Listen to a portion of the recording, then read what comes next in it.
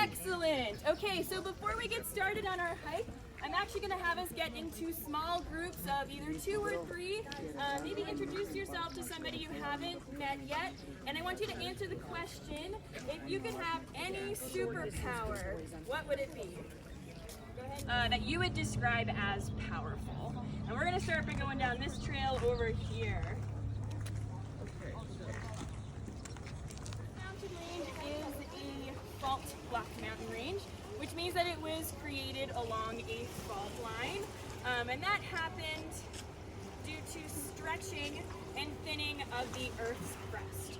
So as the Earth stretched and thinned, it created a large crack known as a fault line that is 40 miles long north to south.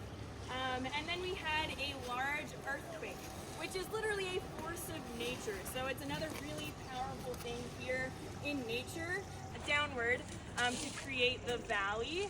And it also had this effect similar to if you sat down on an air mattress. So if you're sitting on one side of an air mattress, what happens to the other side? It goes up. It goes up. And that's the same thing that's happening here. As one side of the Earth's crust sank downward, it pushed a lot of that about that at our next stop. So we'll continue on the way this. We evolved from the plains. So they're more commonly out in open spaces. And not only are they using those claws for hunting, but they're also using them to dig in the dirt. Because bears are omnivorous. And up to 90% of their diet is going to be items other than meat. So they're digging in the dirt looking for grubs, insects, roots, a lot of different types of things. That flat shape to them. The other coniferous tree that we have in the park that we don't really have right in this area are spruce trees.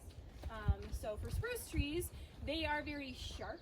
So if you touch them, like, it's more painful than a prickly pine. They're very sharp, and then their pines release seeds every fall. However, lodgepole pine actually grow a secondary specialized type of cone known as a serotinous cone.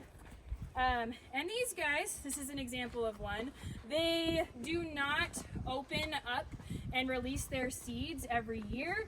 These actually will stay shut, sometimes for decades, waiting for an extra. Serotinous cones have a resin that holds those scales closed, and it requires temperatures of about 113 degrees Fahrenheit in order to melt that resin and cause that cone to open.